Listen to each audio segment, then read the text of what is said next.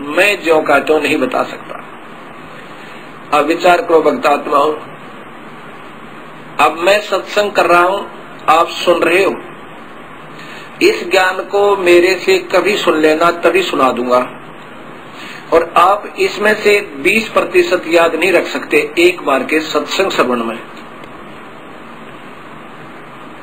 और मैं कहूं कि मुझे तो कोई याद नहीं, और तुम्हें कहूं तुम क्यों भूल गए नादानो, तुमने याद रखना था सारी परिभाषा प्रभु की। ये कोई न्याय संगत नहीं। अब इसी का प्रमाण आपको देता हूं संक्षिप्त महाभारत में।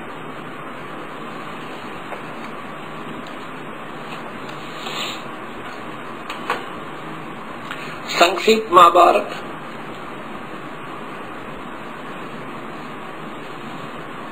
संक्षिप्त महाभारत द्वितीय खंड गीता प्रेस गोरखपुर से प्रकाशित, गीता प्रेस गोरखपुर से प्रकाशित है। और इसी के अंदर आपको दिखाता हूं,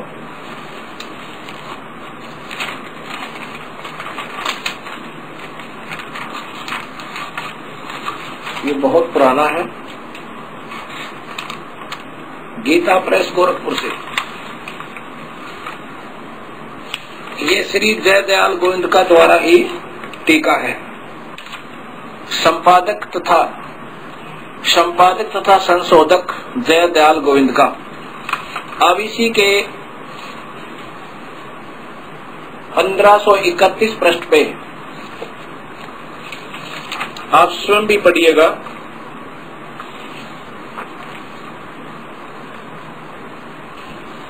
अब यहां से शुरू करते हैं हम बीच में, बाकी आप देख लेना इसको अच्छी ध्यान से।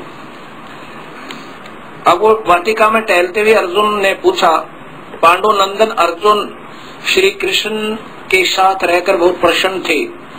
उन्होंने एक बार उस रमणीक सभा की ओर दृष्टि डालकर भगवान से ये वचन कहा, देवकी नंदन, जब युद्ध का अवसर उपस्थित था उस समय मुझे आपके माध्यम का ज्ञान नजदीक करो और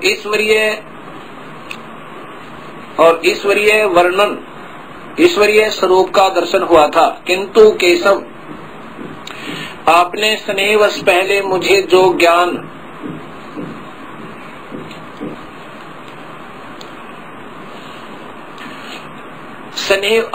आपने स्नेहवश पहले जो ज्ञान उपदेश किया था वह अब इस समय बुद्धि के दोष से भूल गया है।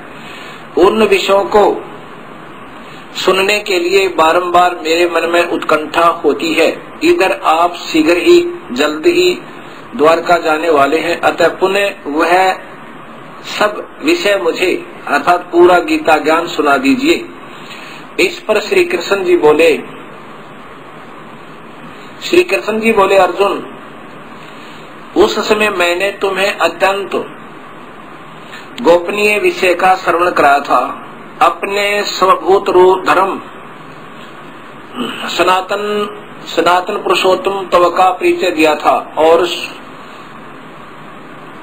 गति का निर्णय करते हुए नित्य लोकों का भी वर्णन किया था।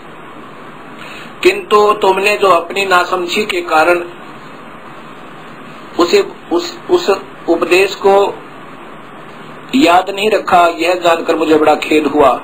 उन बातों का अब पूरा स्मरण होना संभव नहीं जान पड़ता।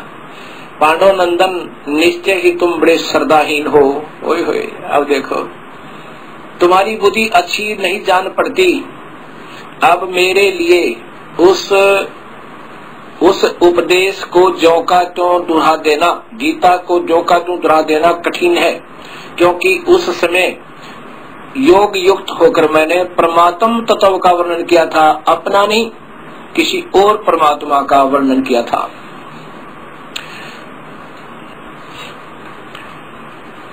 अब विचार कीजिए पुण्यात्माओं,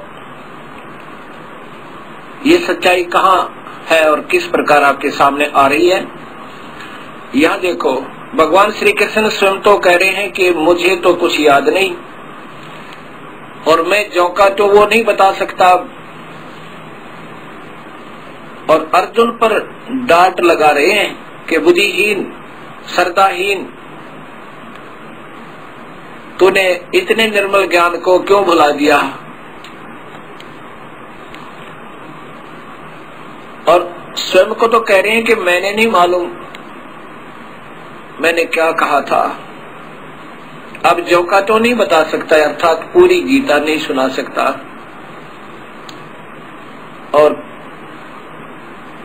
अर्जुन के ऊपर डांट मार रहे हैं कि श्रद्धाहीन, बुद्धिहीन, तूने याद क्यों नहीं रखा।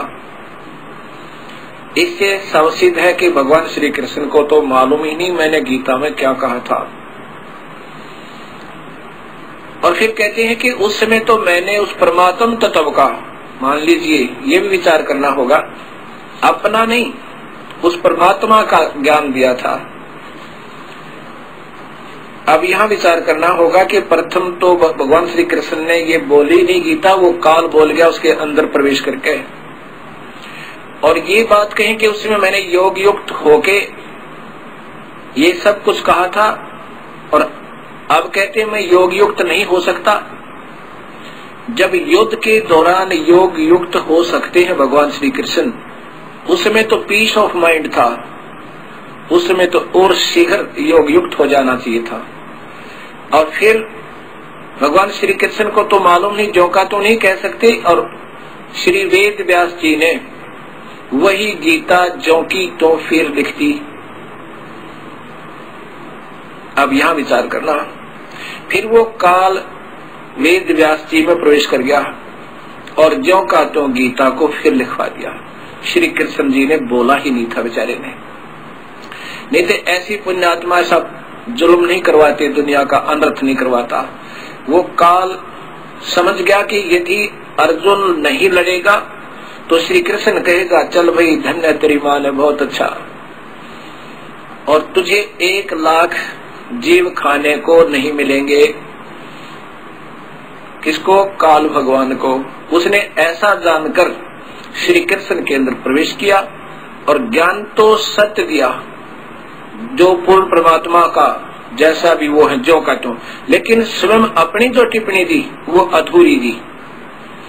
कैसी दी कि तुझे पाप नहीं लगेंगे अर्जुन, तू युद्ध कर ले, तुझे पाप नहीं लगेंगे। आगे बताएंगे अर्जुन को पाप लगा। एक भक्त आत्मा मुझे मिला, उसने कहा कि हमारे गुरुदेव ने गीता जी को बड़ा छान रखा है, आपके पूज्य गुरुदेव जी का क्या शुभ नाम है? इस दास ने उस भक्त से पूछा। श्री आसाराम जी। आज कौन नहीं जानता, इस हिंदुस्तान के कोने कोने में उनका नाम गूंज रहा है। फिर इस दास ने भी उनके वचन संस्कार टीवी पर देखे। उन्होंने क्या कहा आसाराम जी ने वचनों में कि गीता जी के ज्ञान को सुनकर अर्जुन का भय नहीं रहा, अर्जुन निर्लेप हो गया, ऐसा ऐसा बहुत कुछ कहा उन्होंने। अब ठीक है, महापुरुषों का उद्देश्य तो अच्छा ही होता है, भक्त आत्माओं को मार्गदर्शन करने का ही होता है। अब यहाँ उन्होंने फिर ये भी बताया कि हमारे गुरुदेव आसाराम जी द्वारा गीता बिल्कुल ज्यों का त्यों सही श्रेष्ठ ज्ञान दिया है, आप उनको पढ़कर देखना। मेरे से उन्होंने कहा, किसने? श्री आसाराम जी के शिष्य ने। फिर मैंने उनसे पूछा कि आप क्या पूजा करते हो, आपका इष्ट कौन है? आसाराम जी के शिष्य ने बताया, मेरा इष्ट श्री कृष्ण भगवान है, यही सर्वस्वा है। हमारे गुरुदेव ने बताया, यही पूर्ण ब्रह्म है, यही पार ब्रह्म है, यही सर्वशक्तिमान है और जो कुछ चाहे सो कर सकते हैं। और हमारे गुरुदेव आसाराम जी ने गीता जी का सत्य ज्ञान दिया है। गीता जी तो ज्ञान सत्य ही, लेकिन सरलार्थ ठीक किया होगा, बहुत अच्छी बात है। मैंने उनसे कहा तो उन्होंने ये श्रीमद् भगवत गीता भेंट की।